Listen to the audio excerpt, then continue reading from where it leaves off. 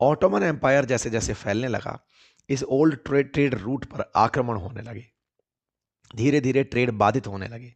भारत जो व्यापार करता था उसके बदले सोने के सिक्के लेकर आता था।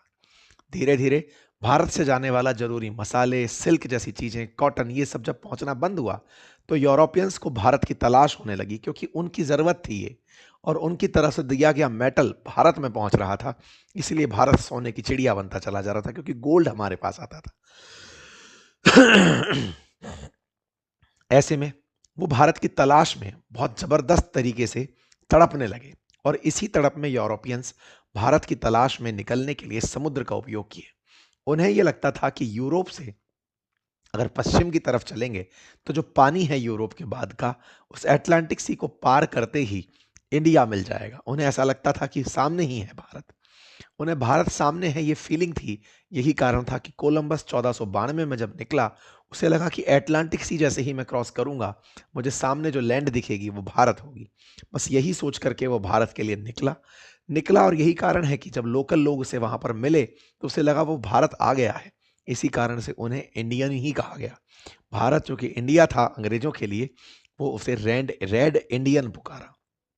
तो अमेरिका में असल मायने में अमेरिका नहीं था पहले, असल मायने में अमेरिका की खोज में गए हुए एक आइलैंड पर कोलंबस पहुंचा था। अब क्या हुआ, कोलंबस ने आकर यूरोप के देशों को बताया कि देखो मैंने ना इंडिया खोज लिया है, भारत खोज लिया है।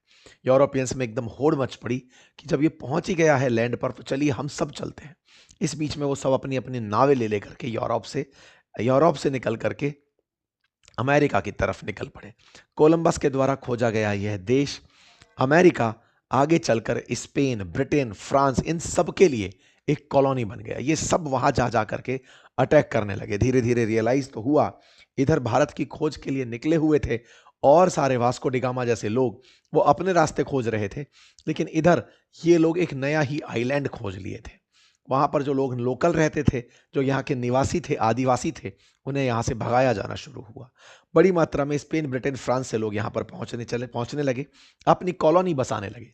16वीं सदी की शुरुआत में ब्रिटेन भी अमेरिका पहुंच गया था और धीरे धीरे देखते देखते वहां पर अपनी 13 कॉलोनियां बना लिया। साल 1700 तक आते आते यहां पर इन तीनों ताकतों ने अमेरिका को अपने अपने अलग अलग हिस्सों में बांट लिया।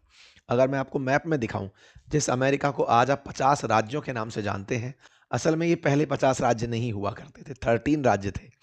इनमें भी सबसे जो पूर्वी किनारा था, जिसे आप इस कलर में देख रहे हैं, ये यूके के द्वारा बसाया गया था। ये जो हल्का हल्का ब्लूइश कलर आप देख रहे हैं, आसमानी कलर देख रहे हैं,